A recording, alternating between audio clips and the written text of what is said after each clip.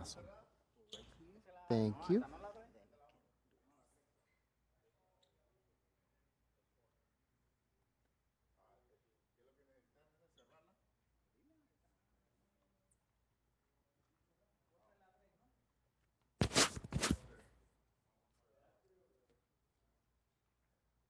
Let me test your audio. Okay.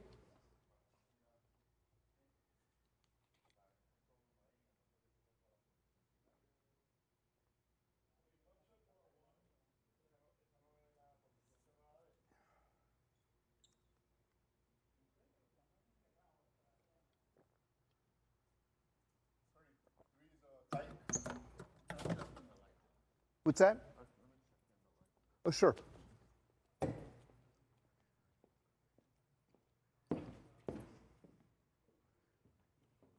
Sitting or? Yeah.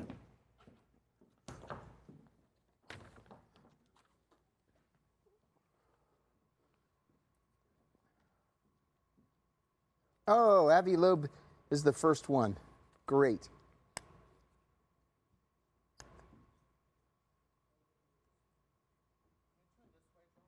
Mm-hmm.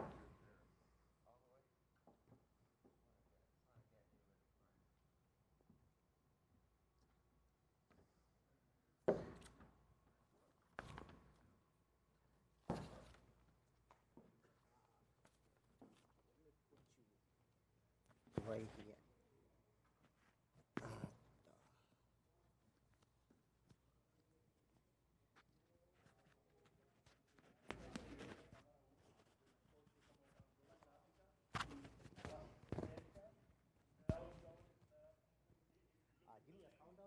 Uh-huh.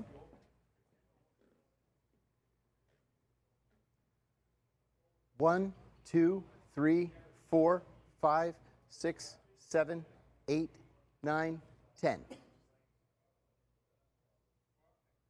Great. Thank you.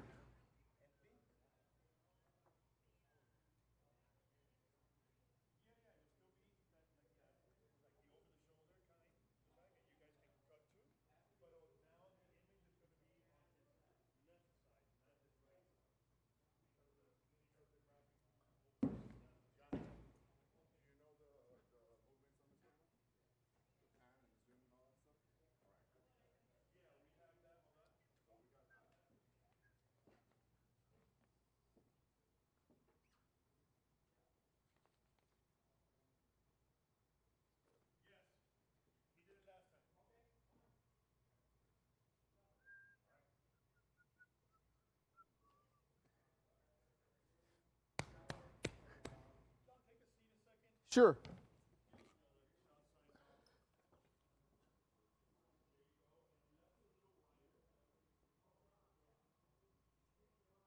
I can. Thanks, Victor.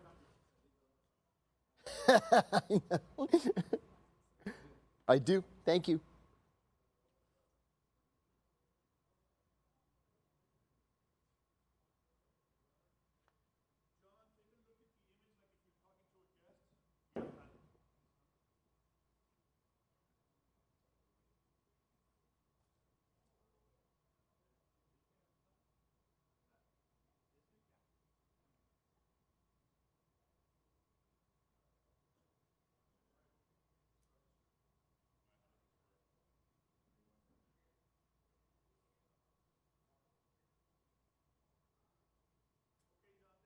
Thanks.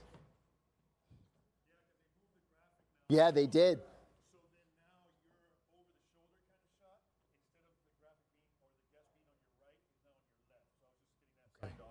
Thank you.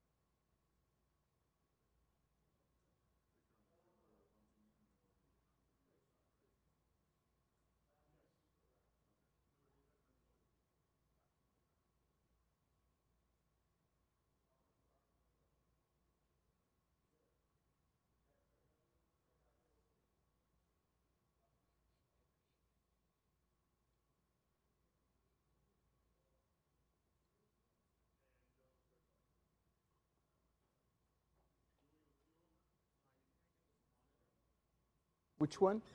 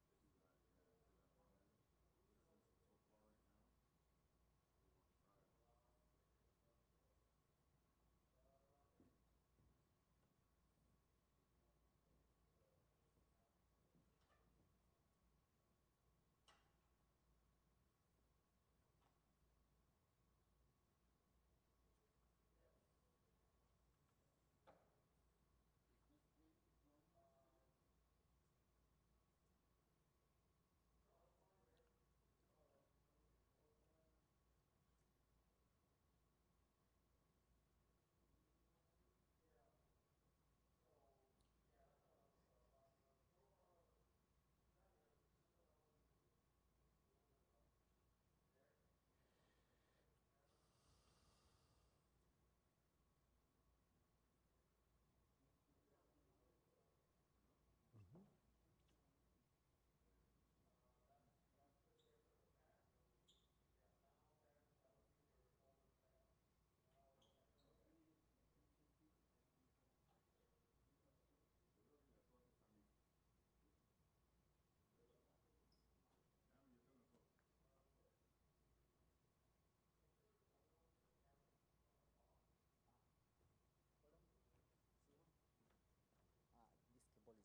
talking. Oh, you're right. Yes, it is like How's that? Oh, I forgot. I do. Yeah, thank you. Thank you.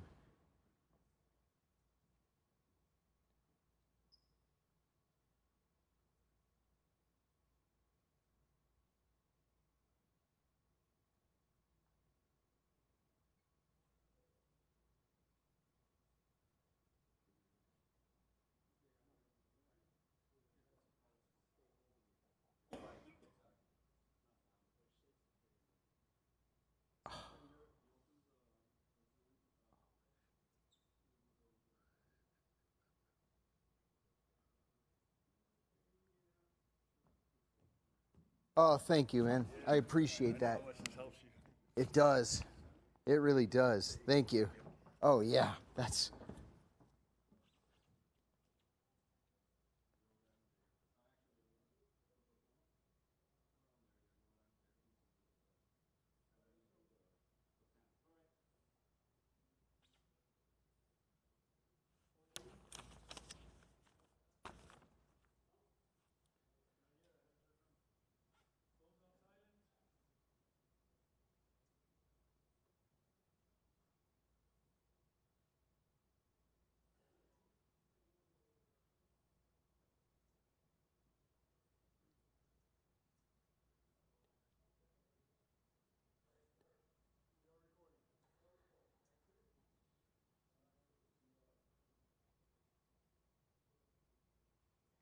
You know, I was looking at the wall, thinking something was different. Yeah, that was. I'm surprised nobody in Moscow noticed it. That's funny.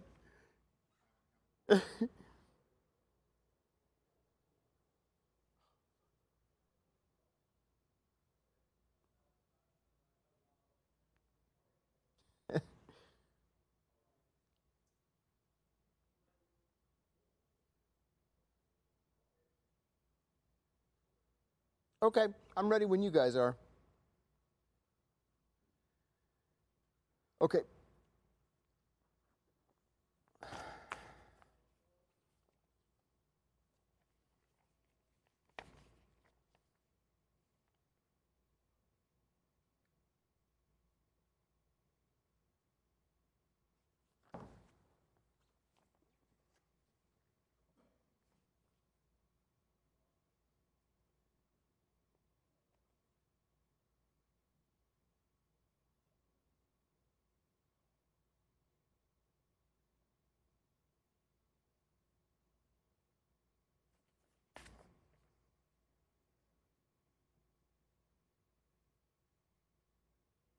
Oh, sorry. When I first joined the CIA nearly 30... That was my bad. Sorry.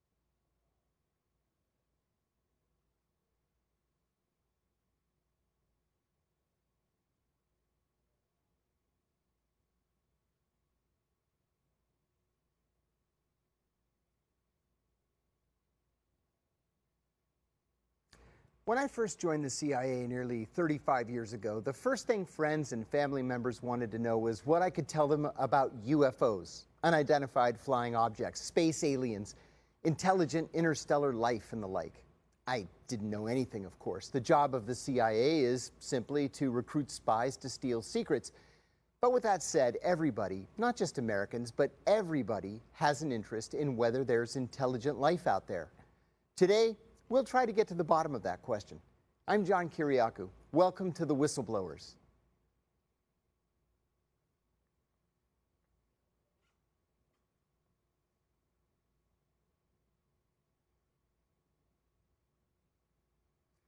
After spending most of his life studying the night sky for signs of extraterrestrial life, Dr. Avi Loeb found something in 2023, something that shook the scientific community. Dr. Loeb carried out a $1.5 million expedition searching for signs of a mysterious meteor called 1M1. Dang it, sorry, dang it. You know, and when I was writing that, I screwed it up, like in my own mind. I am one.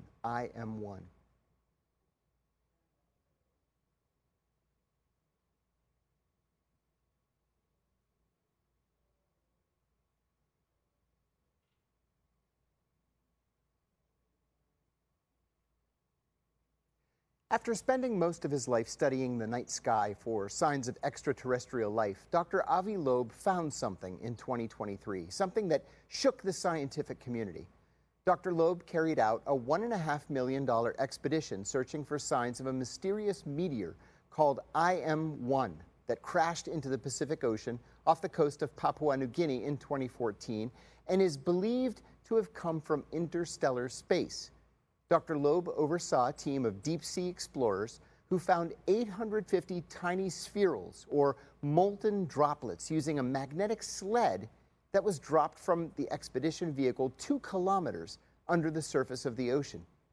He believes that these objects, each about a ½ millimeter in size, are most likely made of an unfamiliar material composition that is much stronger than the iron found in regular normal meteors. Further testing is ongoing, but Dr. Loeb believes that these spherules could have either originated in another galaxy or were created by intelligent life. We're happy to be joined today by Dr. Avi Loeb. He is the Frank B. Baird Jr. Professor of Science at Harvard University, where since 2007, he's been director of the Institute for Theory and Computation at the Center for Astrophysics. He chaired the Department of Astronomy at Harvard from 2011 to 2020, and he founded the Black Hole Initiative there in 2016. Dr. Avi Loeb, thank you so much for being with us. I have to say right at the start how much I enjoy speaking with you. You are always so full of new information, well-researched and documented information, and it's always so interesting. So,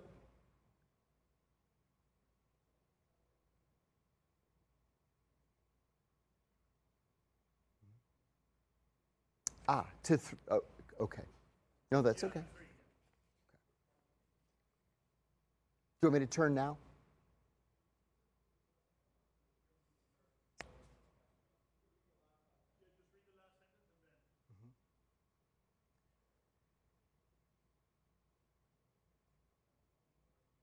I see. Okay. Ready when you are. I have to say right at the start how much I enjoy speaking with you. You are always Sorry, there's no prompter on 3. Did I do that wrong? I have to say how much I enjoy speaking with you and then turn? Or do I turn and then say how much I...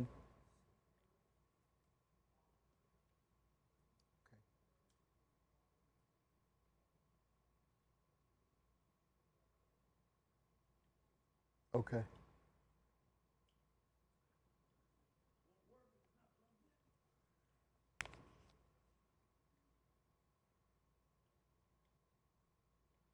Okay, and then say, you are always so full of new information. Okay, great.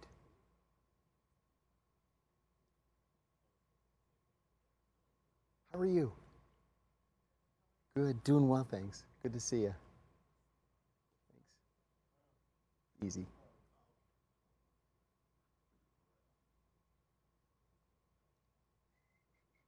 Perfect. Okay, I'll go back to 2. Yep, looks good.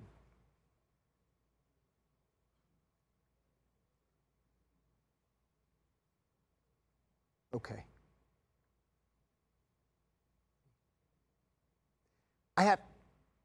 Ready. I have to say right at the start how much I enjoy speaking with you. You are always so full of new information, well-researched and documented information, and it's always so interesting. So let's start with this expedition to Papua New Guinea in 2023. How did you first learn about this meteor, and what made you confident that it was different enough and important enough to be investigated?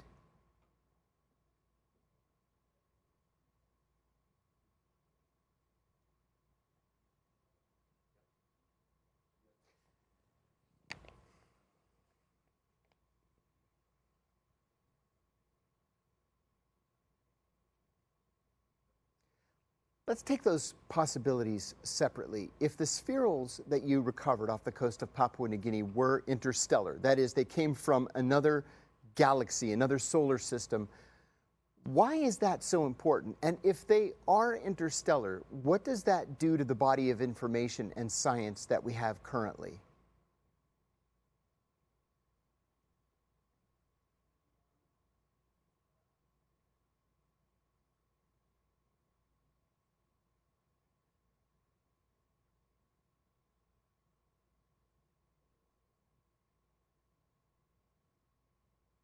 Fantastic. If the spherules, oh, sorry.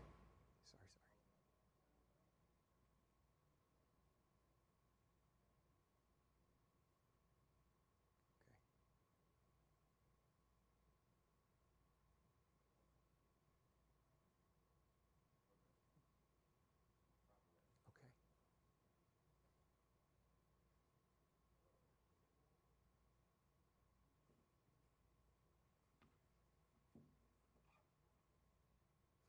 And if they are interstellar, what does that do to the body of information and science that we have currently?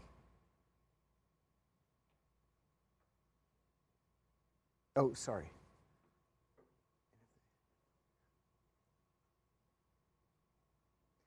And if they are interstellar, what does that do to the body of science that we have currently?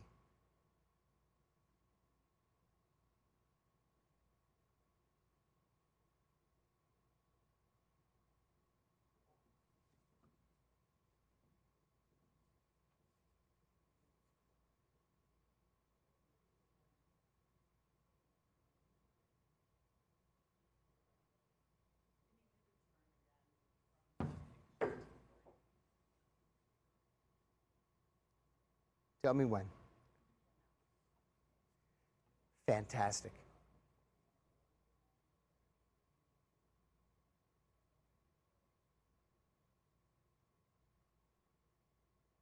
Okay. So you want me on 3 to the wall.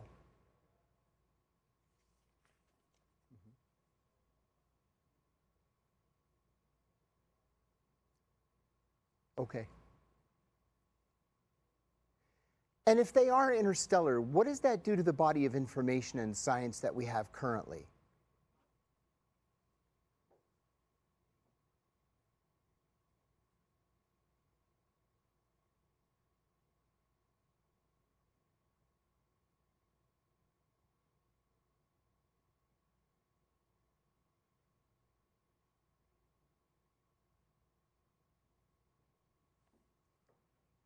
Fantastic. If the spherules are indeed made from what appears to be a new sort of alloy, maybe even a non-human alloy, what exactly does that mean scientifically? It's almost too big to wrap one's head around. So what conclusions could we draw from something like that?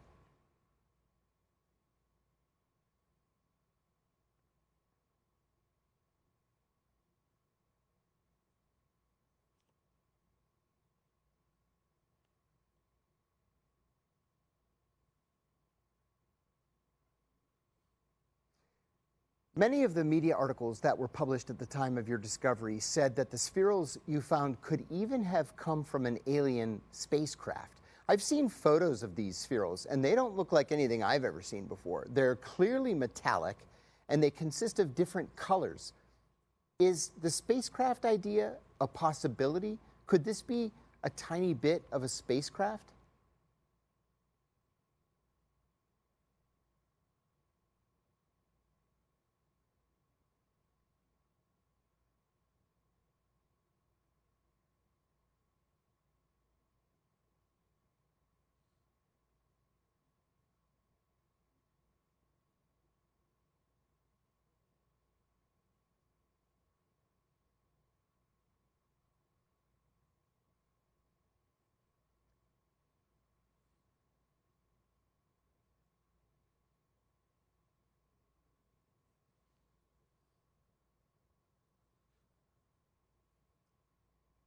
Okay.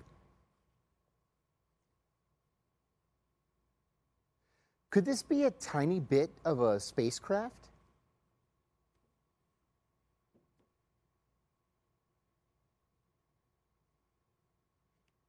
Thank you, sir.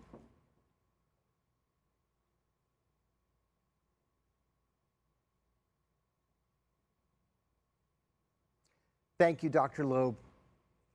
We're going to take a short break, and when we come back, we're going to continue our conversation with Dr. Avi Loeb about the possibilities of and the evidence for alien life. Stay tuned.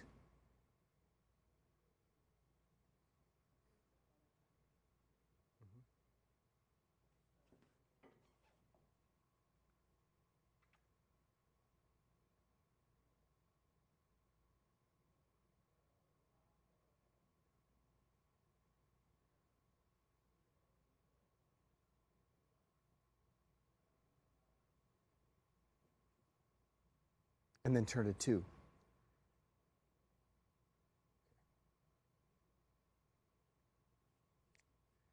Could this be a tiny bit of a spacecraft? Thank you, Dr. Loeb. When we come back after we take a short break, we're going to continue our conversation with Dr. Avi Loeb about the possibilities of and the evidence for alien life. Stay tuned.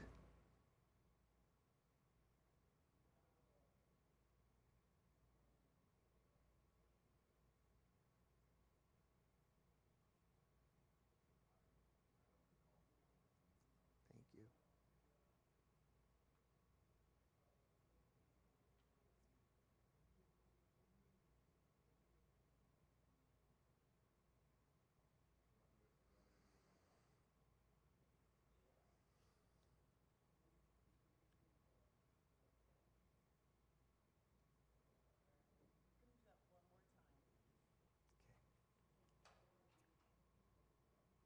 Starting on 3 and then the spin.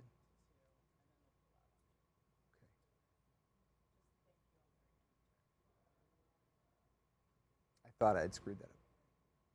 On 3.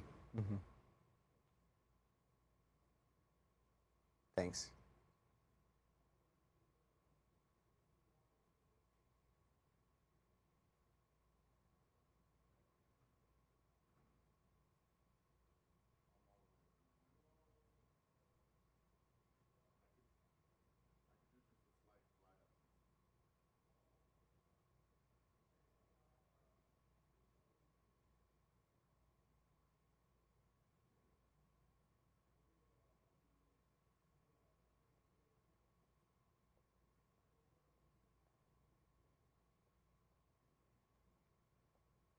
To 4? To 2.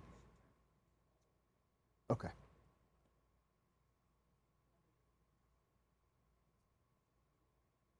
Ready for it? Thank you, Dr. Loeb. We're going to take a short break, and when we come back, we're going to continue our conversation with Dr. Avi Loeb about the possibilities of... No problem.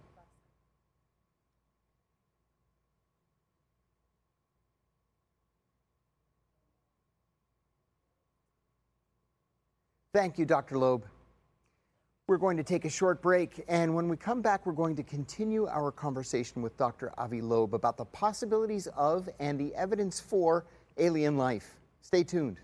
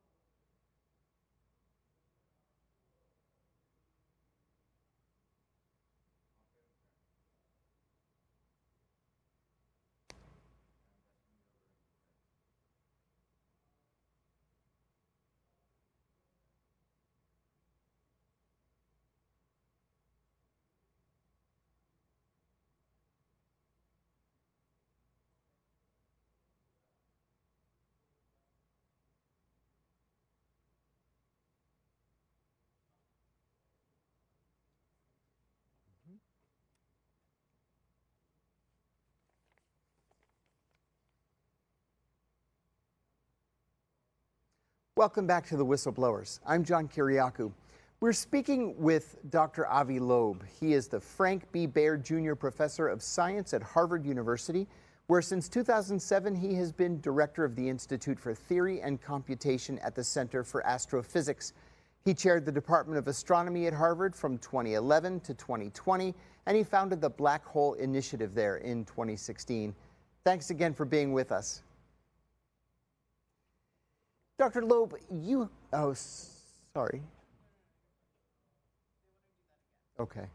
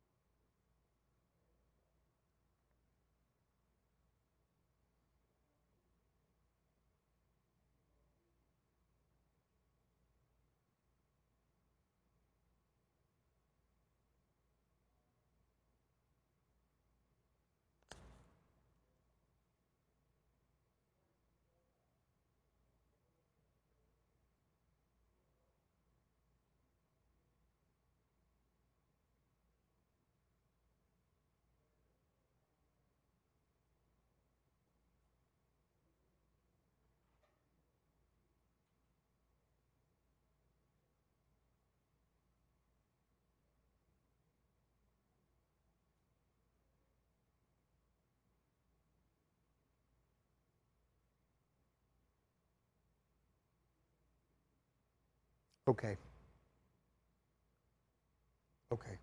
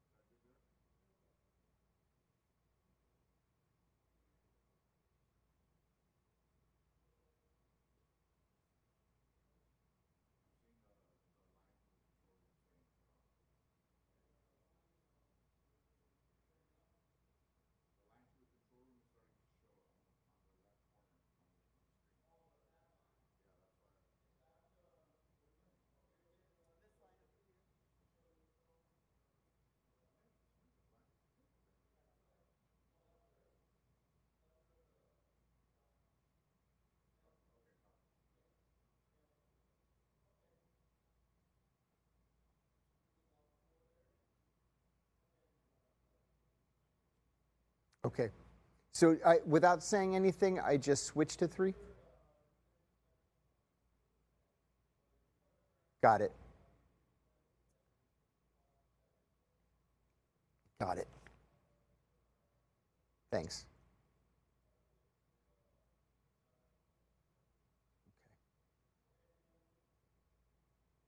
Welcome back to the Whistleblowers. I'm John Kiriakou. We're speaking with Dr. Avi Loeb. He's the Frank B. Baird Jr. Professor of Science at Harvard University, where since 2007 he has been director of the Institute for Theory and Computation at the Center for Astrophysics. He chaired the Department of Astronomy at Harvard from 2011 to 2020, and he founded the Black Hole Initiative there in 2016. Thanks again for being with us. Dr. Loeb, you have been stymied several times by other astrophysicists and even by the American government, which would not give you access to classified information that would have quickly proven your assertions about IM-1. Still, you were able to calculate that IM-1 with 99.999% certainty that the meteor came from another galaxy. But then the U.S. Space Force confirmed to NASA, the National Aeronautics and Space Administration, that IM-1 was tougher materially than all other known space rocks. Your calculations were right. Was this Space Force and NASA determination helpful to you? And if so, in what way?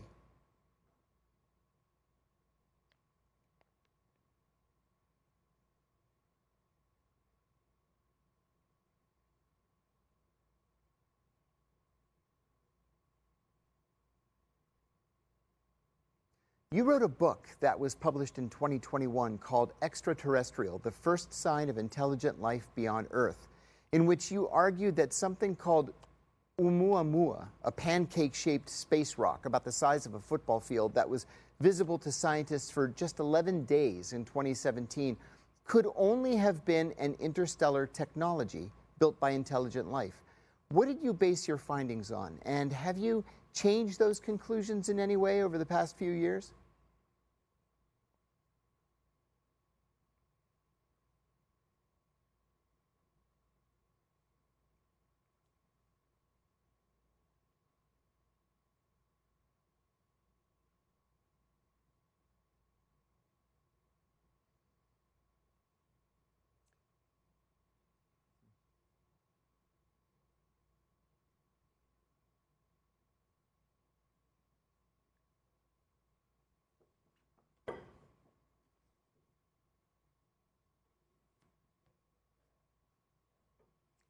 Change those conclusions anyway.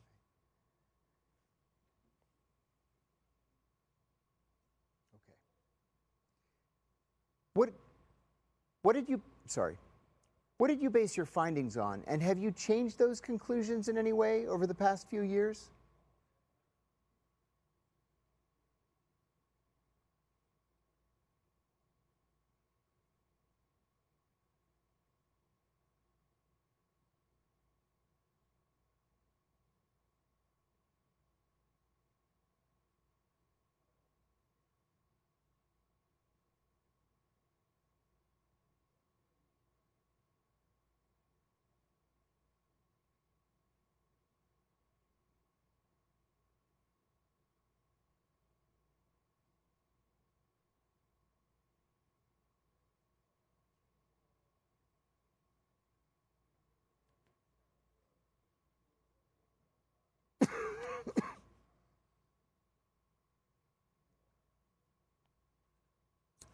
To the wall.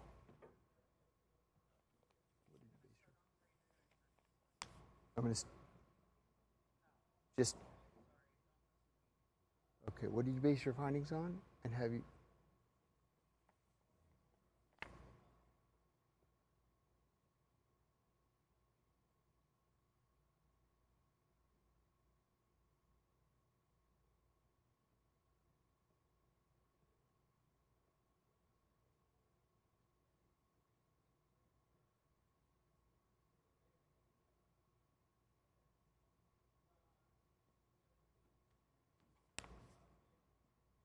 Okay. But you want me to ask the wall, not ask 3? Okay, okay. Just turn.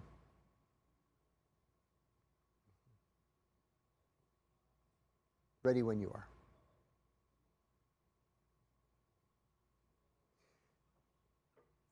What did you base your findings on, and have your conclusions changed at all over the last several years?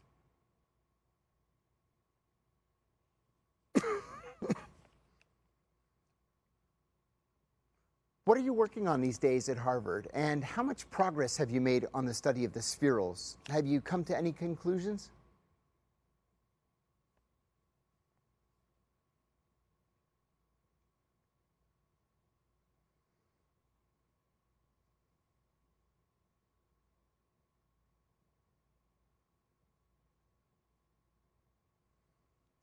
Dr. Loeb, when I was 17 years old, my father and I were driving through Amish country in western Pennsylvania one night just before midnight.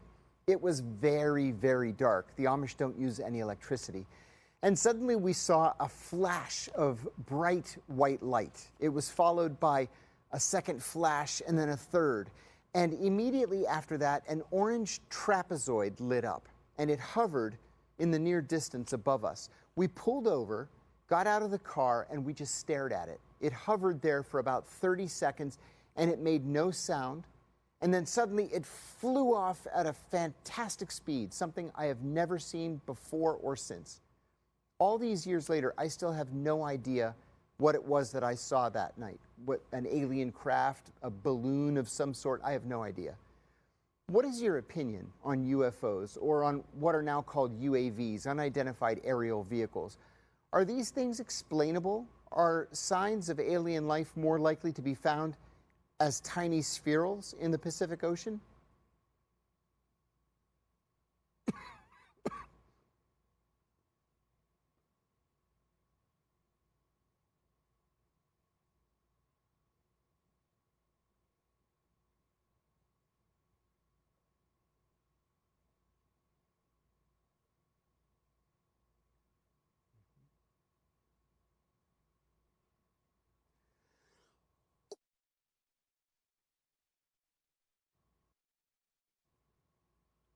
Are signs of alien life more likely to be found as tiny spherules in the Pacific Ocean?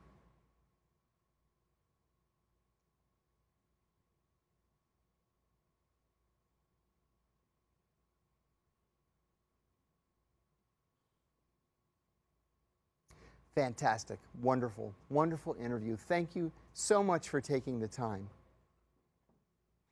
Almost everybody has a tale of the unexplained, of a UFO sighting. Even President Jimmy Carter reported seeing a UFO. Uh-huh.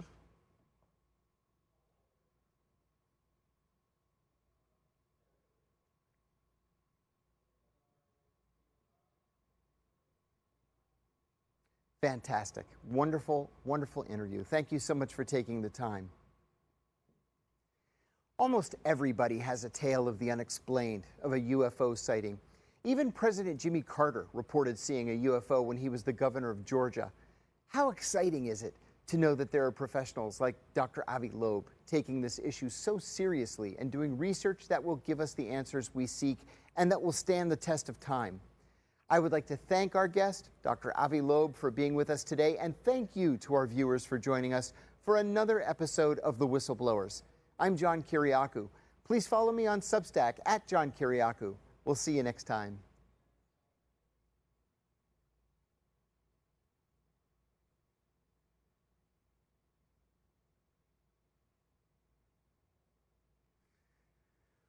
Whew. Mm-hmm.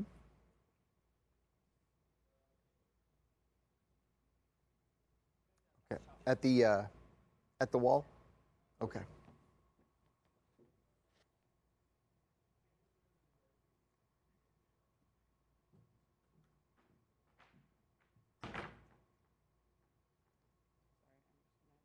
Oh, yeah, I forgot. Yeah, I forgot. You want to hide it? Right.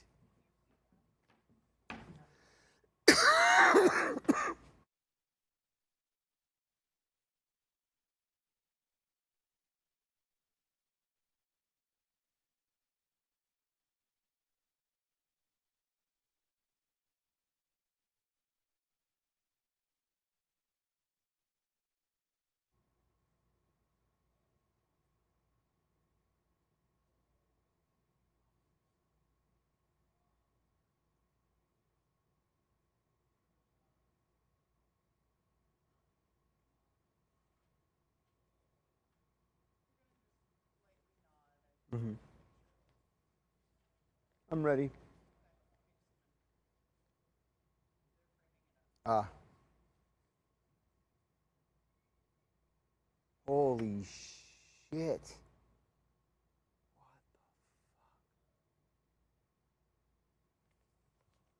I don't know how that happened or when it happened.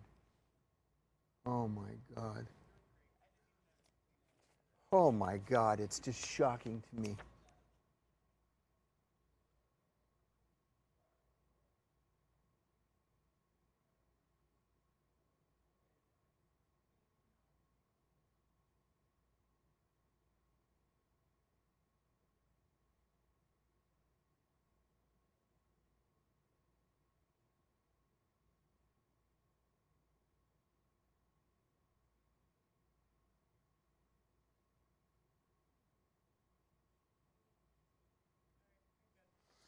Thanks.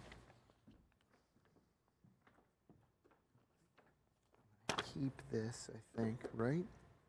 Just put it in my pocket. Well, I mean, how many episodes are you doing? We can leave it all out here. 3. Nobody's doing anything other than you. Good. So we can just Okay. leave everything right here. Great. I can't see. Thanks. For this.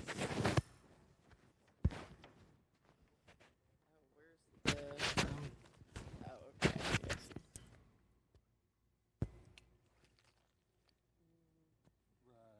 Okay. Right, yeah. How did you turn down here with your son? Oh my God.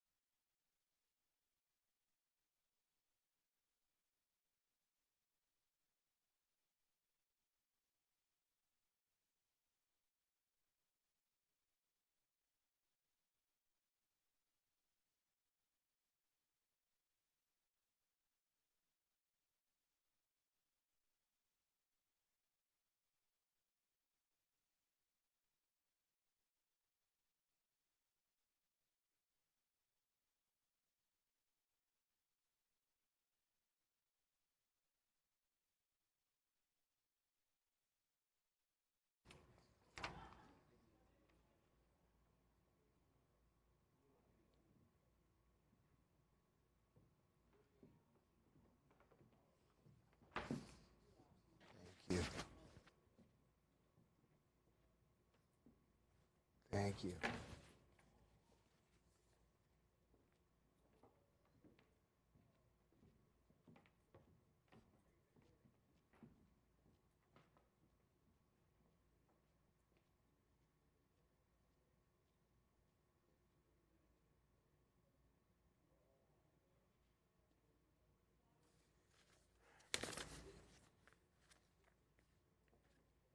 I hope we can blow through this one. I don't remember what the third one is. Oh, yes, I do. It's politics. That's an easy one. This one is a 20-year-old New York State income tax case.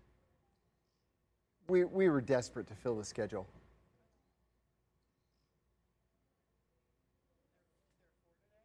Three. Thank God. A woman reached out to me this last week, and she's been working on getting, oh yeah, I sure do.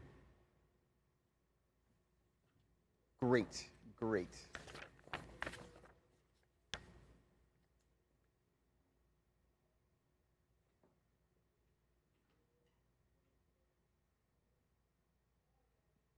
She's dedicated her life to forcing the NAACP to change its name. Something that doesn't include the word colored people. Oh, sorry. No, you're good. Thank you.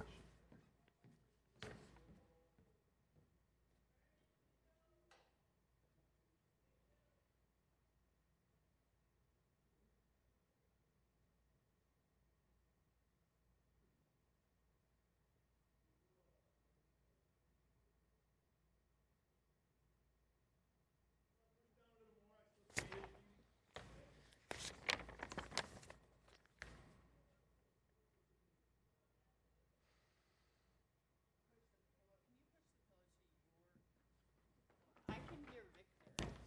Bring it over to this side, your left side. Like that?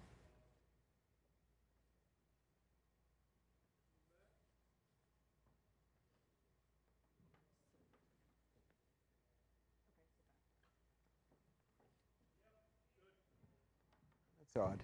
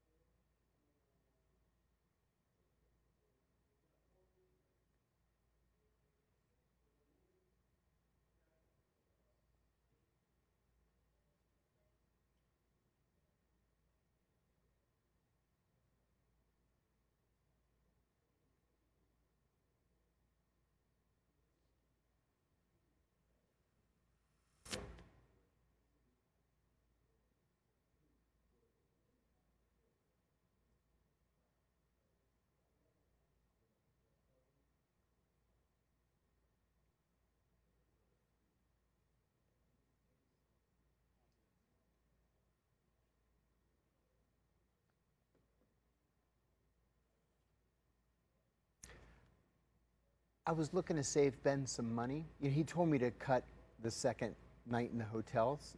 I've been staying the second night, so we're not rushed. And then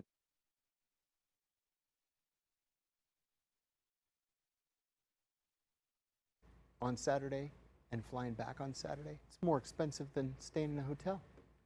It's ridiculous. $600, $650.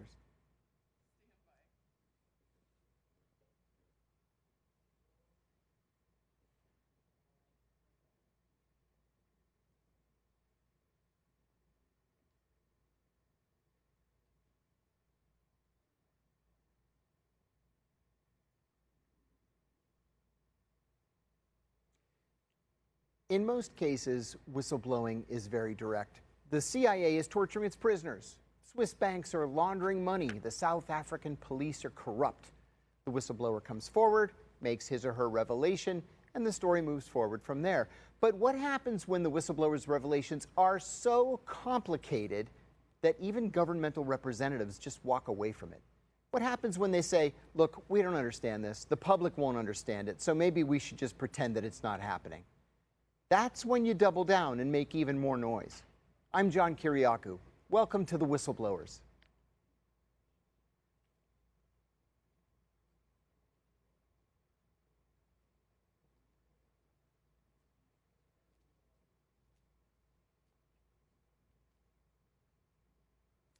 Taxes are complicated for most Americans. It's not unusual for a normal American working a normal job to have a tax return that stretches to more than 100 pages. Mine certainly does, and I'm nothing special. So imagine what the tax returns of the big Wall Street banks, hedge funds, and investment firms look like. With the U.S. tax code taking up literally tens of thousands of pages of the official Gazette, and corporate tax returns thousands of pages each, and with IRS oversight lacking for years now, it's up to knowledgeable citizens to report evidence of waste, fraud, abuse, or illegality. That's exactly what happened in the case we're going to tell you about today. The problem, though, is what do you do when you report your evidence of illegality and the people who are supposed to investigate it just decide not to? It's too complicated, they say. Or they disagree with your analysis, even though you are certain that you're correct. Or they just don't have the budget or the manpower to investigate. Or they convince the courts to ignore you because of a simple technicality. What do? You keep up the fight. We are happy to be joined today by attorney William Wilcox. Dang it, his name's not William. Sorry. Sorry. And I screwed up the turn, too. That's right. That's right. It's my show.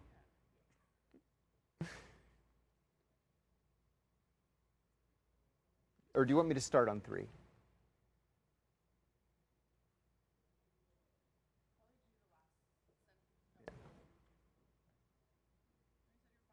Okay.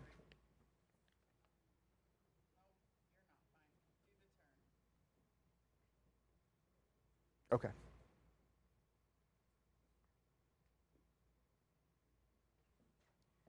We're happy to be joined by attorney Thomas Wilcox.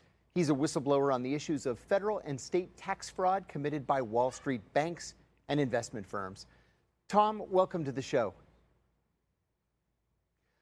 Well, this is certainly a complicated case. I think the best way to tackle it is to start from the very beginning. Please give our viewers an overview of what this case is about and how you got involved in it.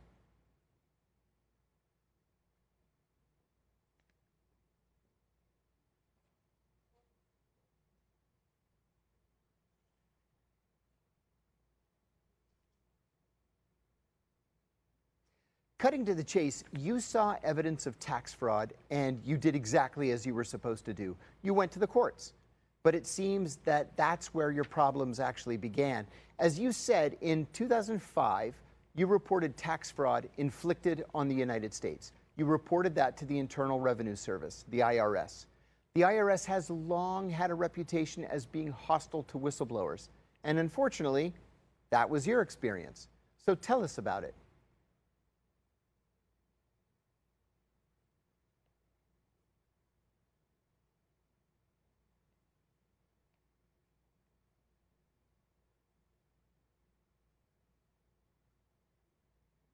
With regard to your experience with the IRS, after you reported your allegations to an IRS investigator, the IRS adopted these new regulations that you just talked about, allowing whistleblowers to go to the U.S. tax court to collect a whistleblower reward. This is well-established law, but then you were denied even that opportunity. So can you go into a little bit more detail about how this happened, about the refusal to allow you to even apply for a whistleblower reward?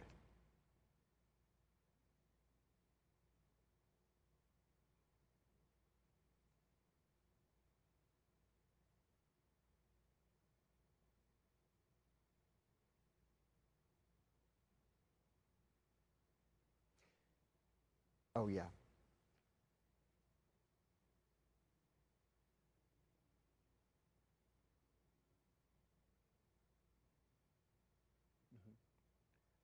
To 3 or to the wall? Uh-huh. So can you go in? They need the. Okay. Okay. Ready when you are. My apologies, I screwed that up. So you don't want me to read it, you want me to turn. Mm-hmm. And talk to the wall. Okay, got it.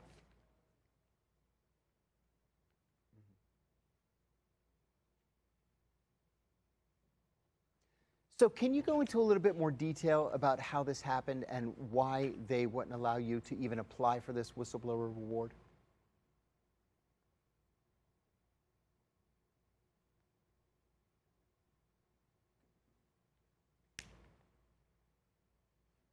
Isn't that the truth? After the IRS appeared to just dismiss you in 2013, you sought to bring claims first on behalf of New York State and then in 2016 on behalf of New York City. This was a complex accusation of tax fraud, but the New York Appellate Court, without permitting any discovery or the introduction of expert testimony, just threw the case out. And we're talking about $75 million of the taxpayers' money. What exactly happened there?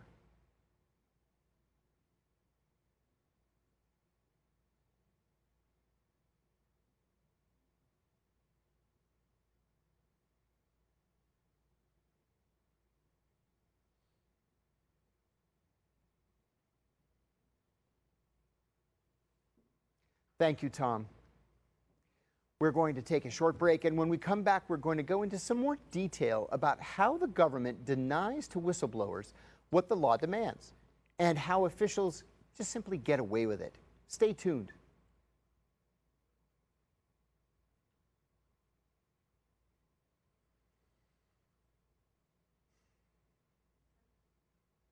That was a fast one.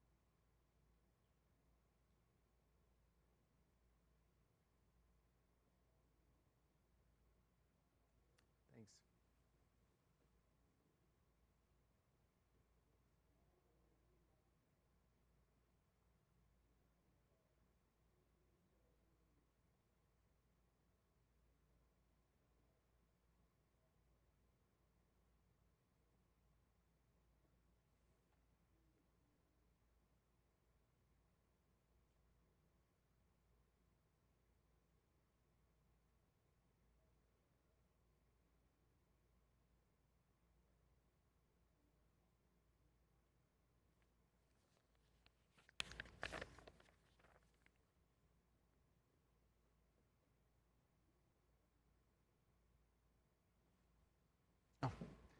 Welcome back to the Whistleblowers. Okay. Okay.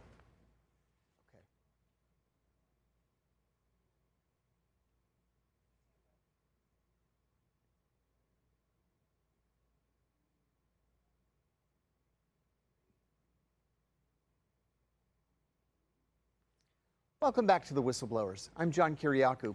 We're speaking with Thomas Wilcox. He's a whistleblower on the issues of federal and state tax fraud committed by Wall Street banks and investment firms. Tom, thanks again for being with us. One of the things that has struck me about your case is the fact that it has dragged on for so many years. The whole thing began around 2002. A decade later, in 2012, you were back in the New York State courts arguing that the case was so compelling that you were sure the government and the courts would pick it up. Instead, the court dismissed the fraud as speculation without offering up any explanation. Tell us about that.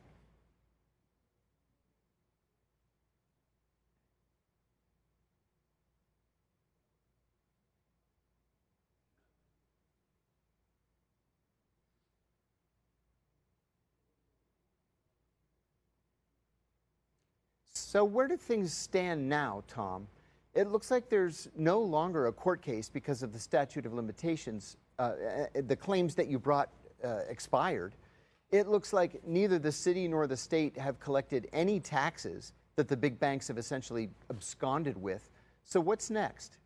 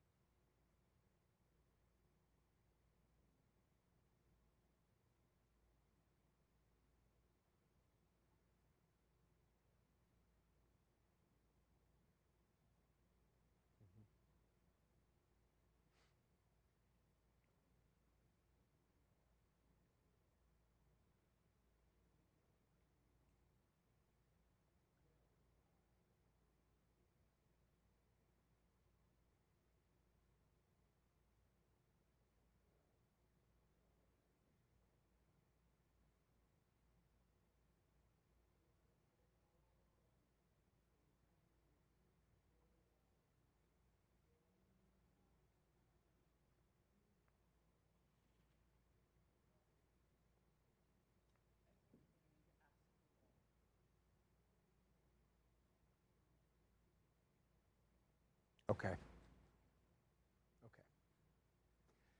So what's next?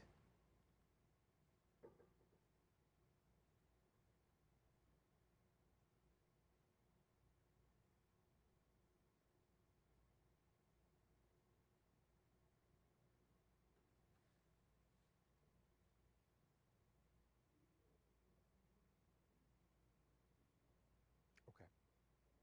Okay. Thank you so much for taking the time to untangle this complicated case. American author, writer, and historian Albert Bushnell.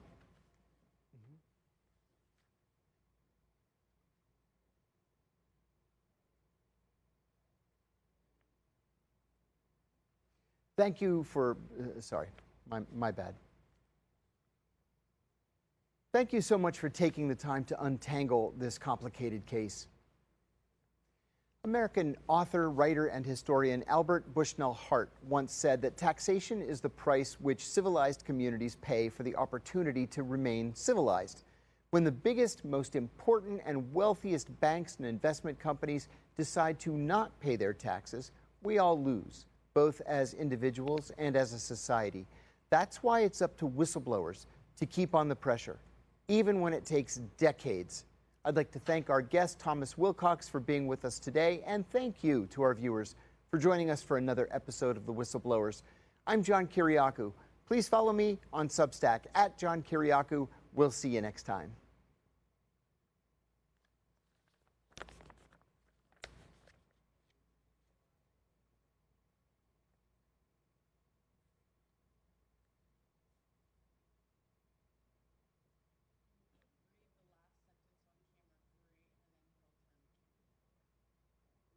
Do I turn to the wall then? Uh-huh.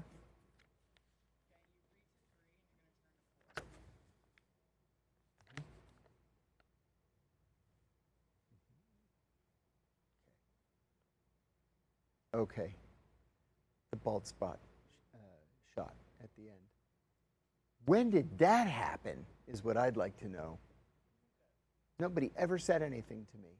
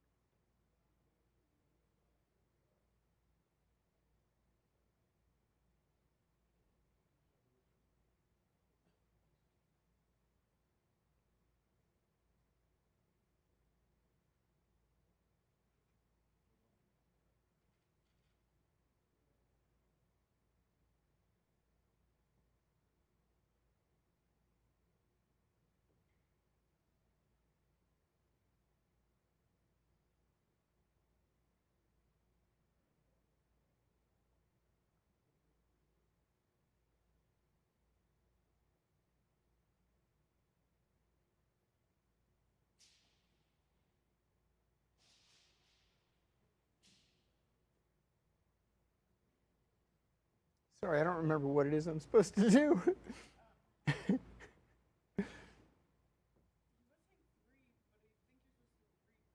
Oh, read to 2?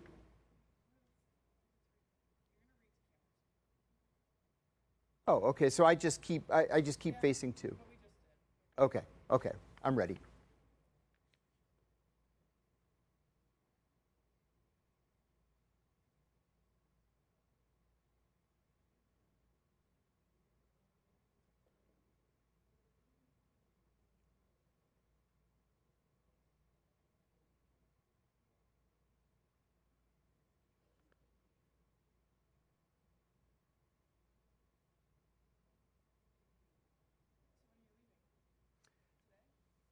5 o'clock. Yeah. Mhm.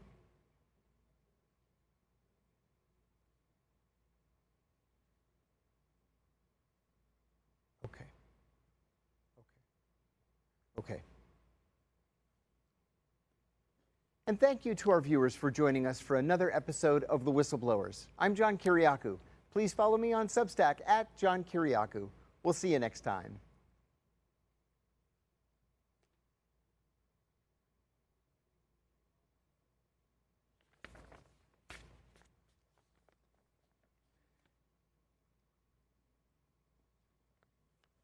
Okay. Oh, yeah, without any cord.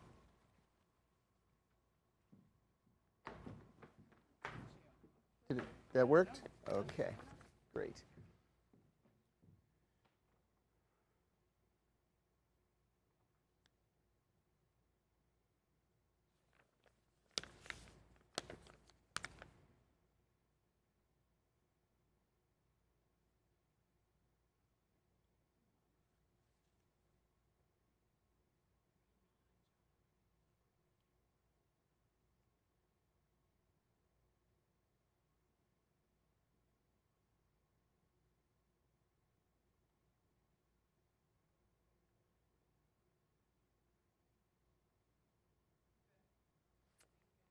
Great, thanks. Is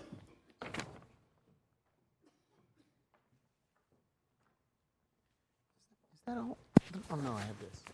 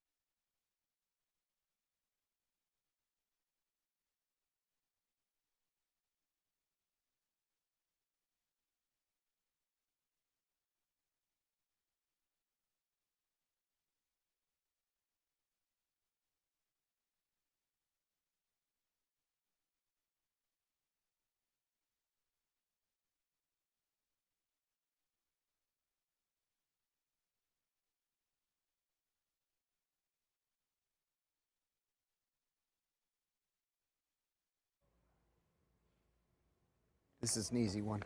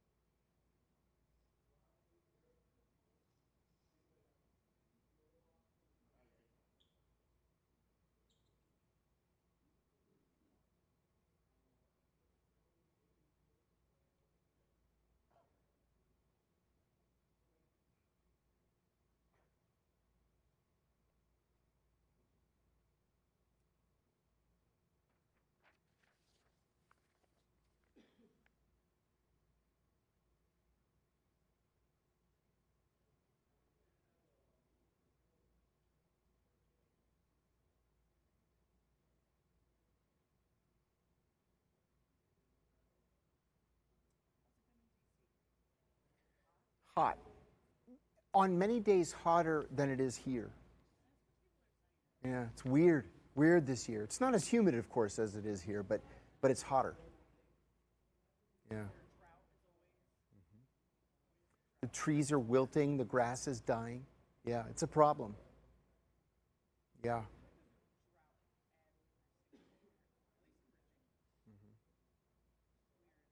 Yeah. Yeah. You liking it more down here? You fitting in and settling in? Good. Yeah. It's a big change. Yeah. I've been in DC now 42 years next month. Hmm. Yeah. Okay.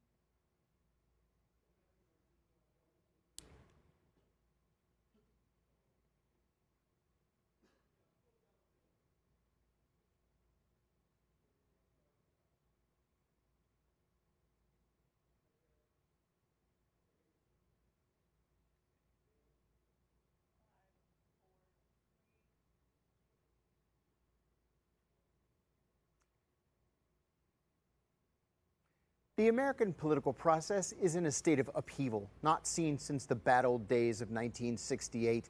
That year began with President Lyndon Johnson shocking the nation by withdrawing from the presidential race after the primary season had begun in the state of New Hampshire. 2 months later, an assassin murdered Martin Luther King in front of his motel room in Memphis, Tennessee. And just 2 months after that, Robert F. Kennedy was assassinated just minutes after winning the California primary. In August, the Democrats nominated an unpopular pro-war vice president, Hubert Humphrey, as their nominee, amid rioting in the streets of the convention's host city of Chicago. It's 56 years later, and here we go again. I'm John Kiriakou. Welcome to the Whistleblowers.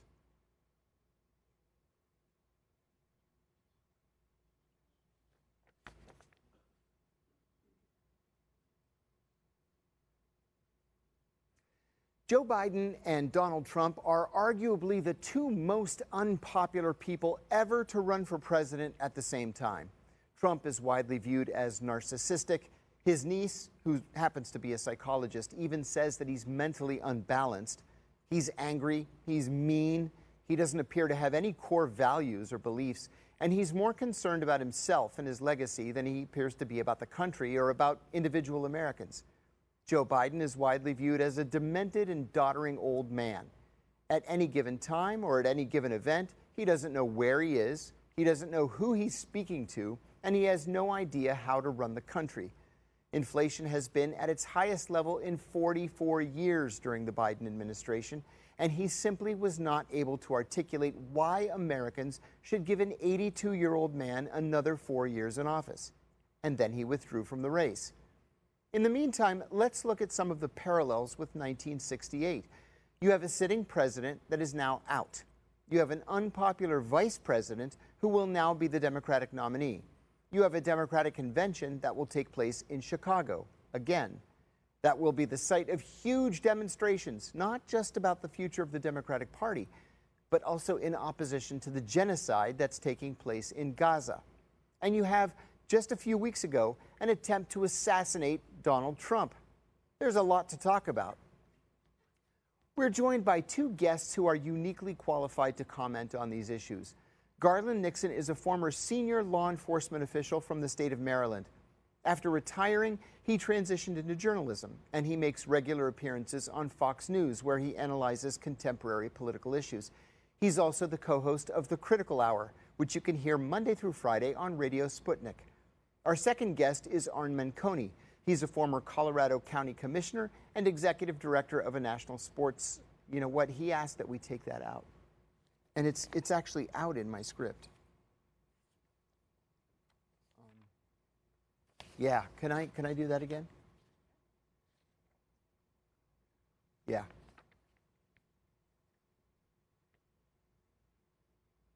Thanks. Okay. Do you want me to turn, or do you want me to just start on 3? Okay.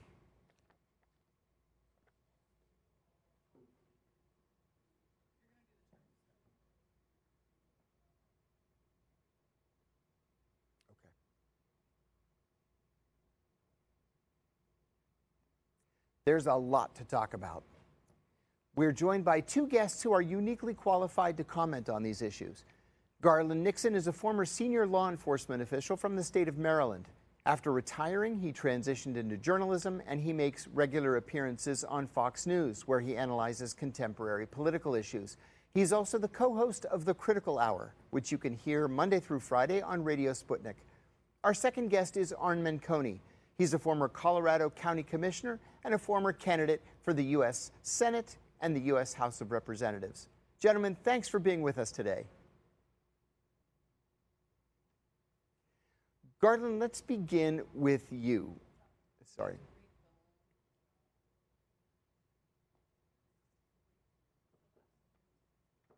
Okay. Got it. Gentlemen, thanks for being with us today.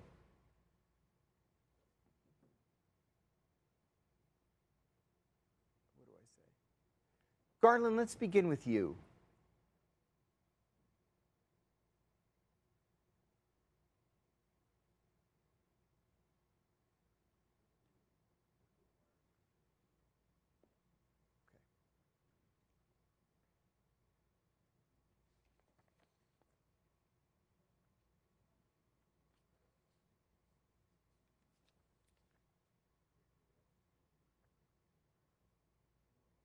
Gentlemen, thanks for being with us today. Garland, let's begin with you. In 2020, do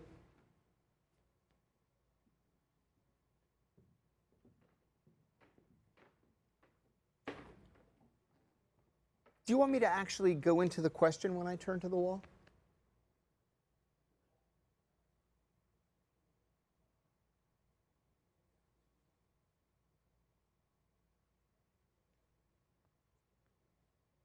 Right now? Ah.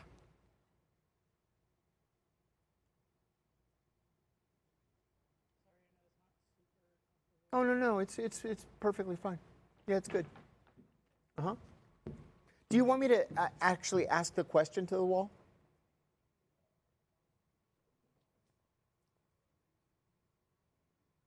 3 to 2? Okay. Mhm.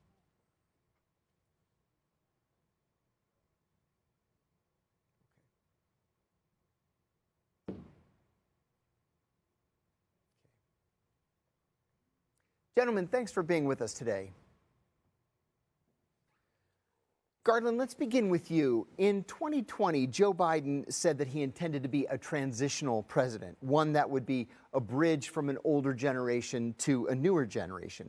With no great achievements to point to in his 4 years in the White House and fully cognizant of his health issues, why do you think he decided to run for re-election as president, knowing that his age and his health issues would be so important?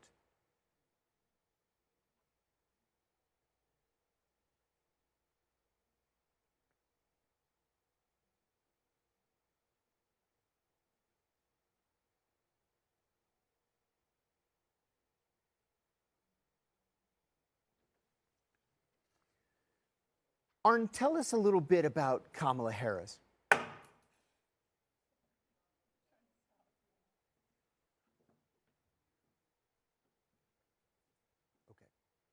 Ready? Arn, tell us a little bit about Kamala Harris. As background, she's a former Attorney General of California. Before that, she was a prosecutor. She's a former U.S. Senator from California, but she's also widely unpopular for a variety of reasons. With that said, Democrats seem to be rallying around her as the presumptive Democratic nominee without even considering anybody else. Do you think that's wise?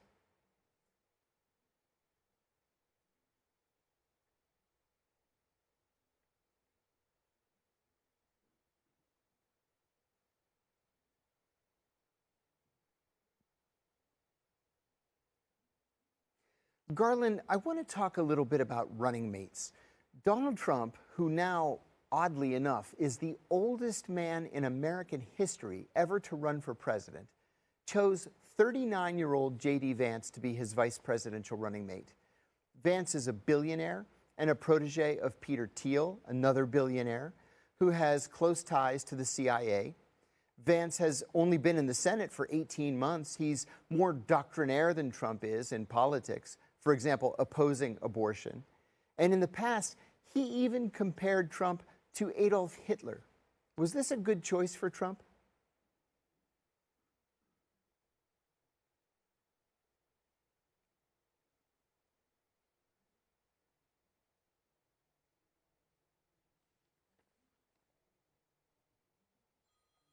Oh, sorry, that wasn't supposed to happen. Sorry. This fucking guy. Sorry, let me put this on. Sorry.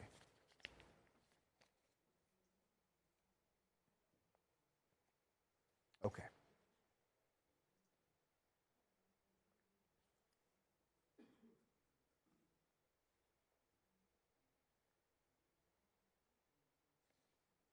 Okay.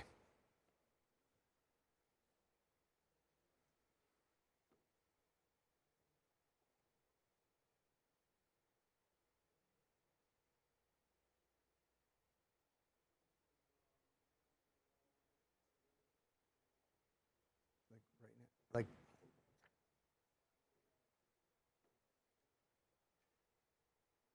Okay. Okay.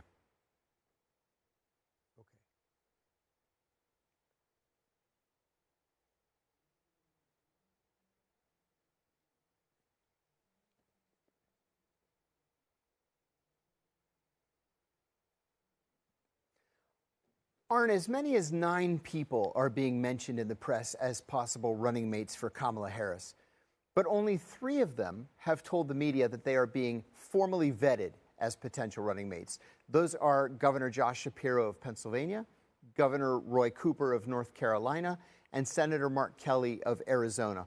All of them have clear strengths. They are all from the so-called battleground states. They're all seen as moderates. They are all very popular in their home states, but they also have negatives too. Shapiro is Jewish and calls himself a Zionist. That could hurt with Muslim Democrats in the state of Michigan. Cooper is a Democrat from a Republican state, and although he's popular, there's no guarantee that he can deliver North Carolina for Harris. And Kelly, who really is a bona fide American hero and a former astronaut, and the husband of former Congresswoman Gabby Gifford, who herself was shot in the head in an assassination attempt, is seen as strong with suburban women and Hispanics, but perhaps a little too tough on immigration issues. Who do you think would bring the most to a Democratic ticket?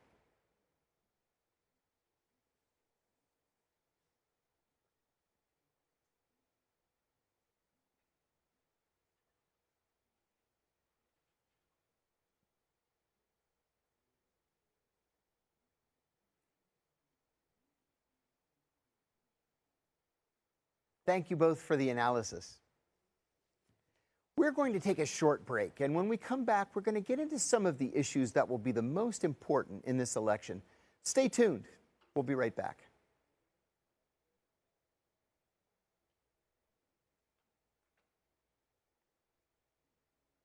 Thank you.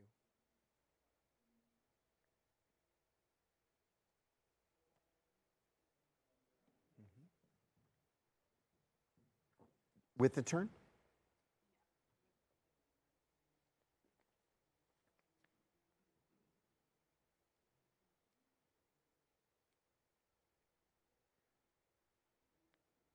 Gentlemen, thanks for that analysis. We're going to take a short break, and when we come back, we're going to get into some of the issues that will be the most important in this election. Stay tuned.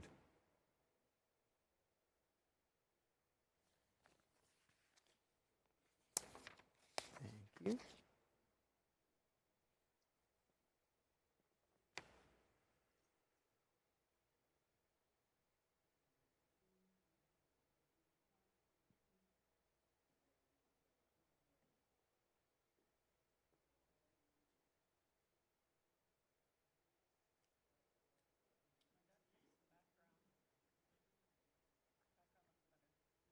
Good, thank you.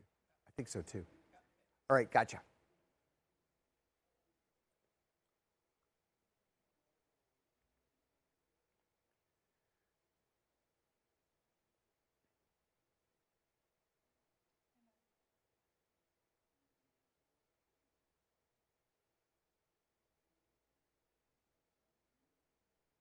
Welcome back to The Whistleblowers. I'm John Kiriakou.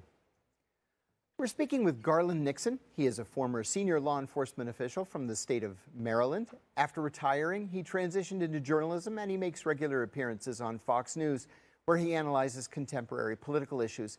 He's also the co-host of The Critical Hour, which you can hear Monday through Friday on Radio Sputnik. And we're also speaking with Arn Manconi.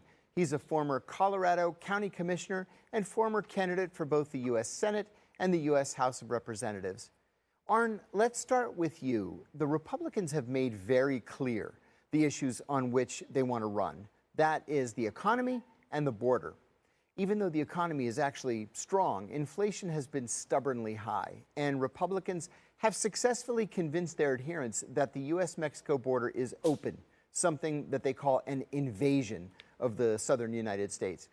Do these issues resonate outside the Republican Party? Should the Democrats be worried?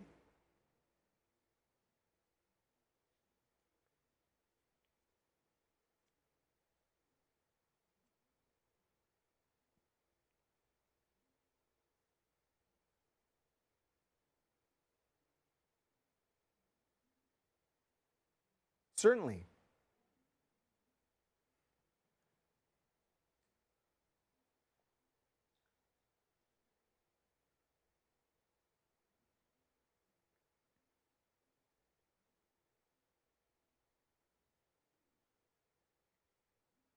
Okay, sure.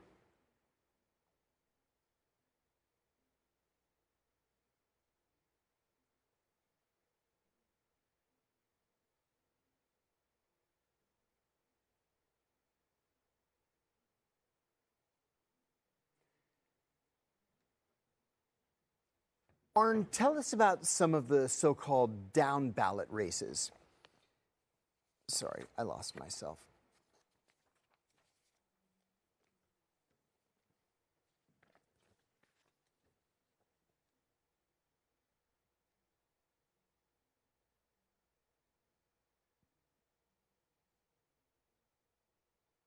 Okay, got it. So do I turn, or do you want me to just talk directly to the wall?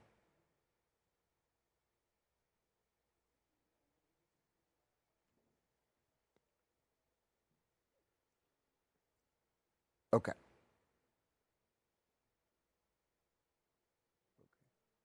Okay. So I say, okay, sure, and then turn. Okay, I'll just start with Arn.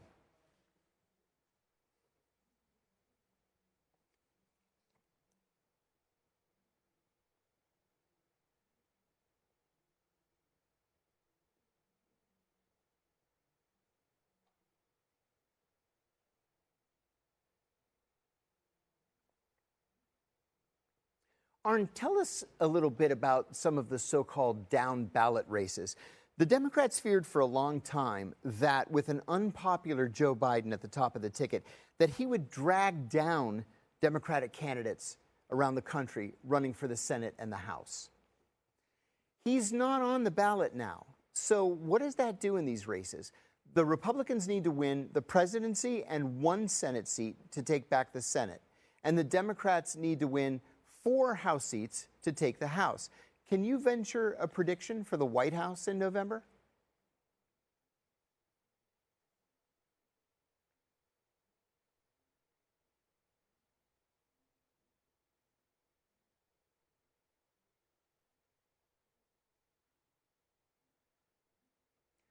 Garland, same question to you. Give us your thoughts on the White House, the Senate, and the House.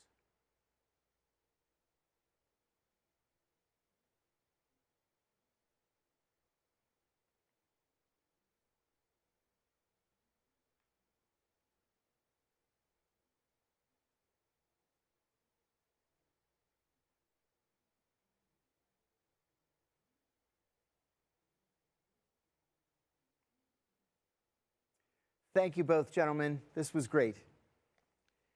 Politics is a tough business. President Harry Truman once said that if you want a friend in Washington, then get a dog. And famed political consultant James Carville famously said about the 1992 election, "It's the economy, stupid."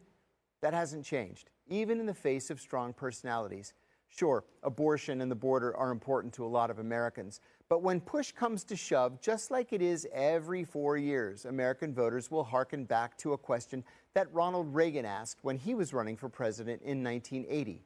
That question was this: are you better off today than you were 4 years ago? That's really the bottom line. I'd like to thank our guests Garland Nixon and Arn Menconi for being with us today, and thank you to our viewers for joining us for another episode of The Whistleblowers. I'm John Kiriakou. Please follow me on Substack at John Kiriakou. We'll see you next time.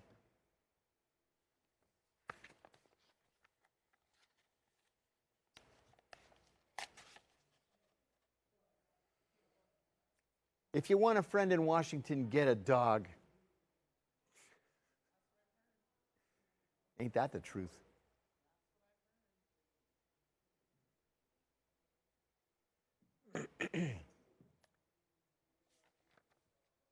Right.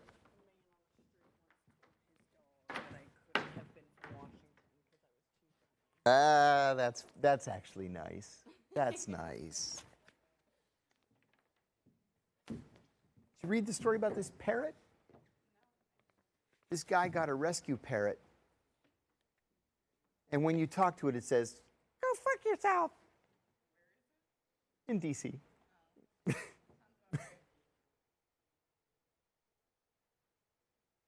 It goes, "What the fuck are you looking at?"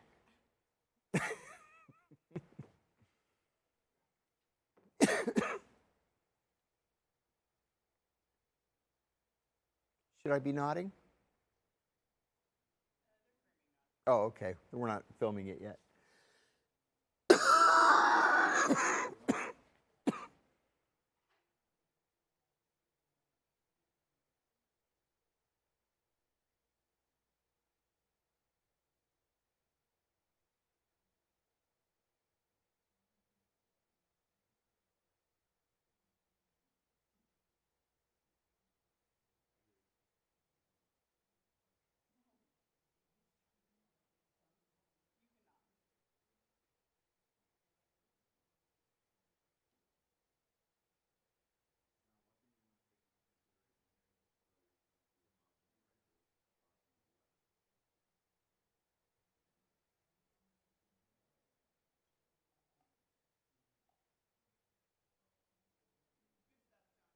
Great. Wow, thank you. Look.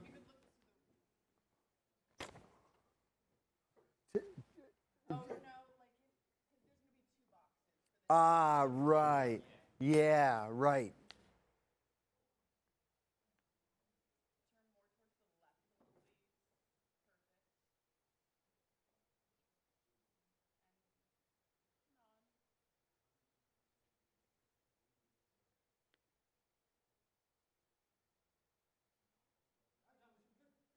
Great, great. Thanks, guys. Thank you.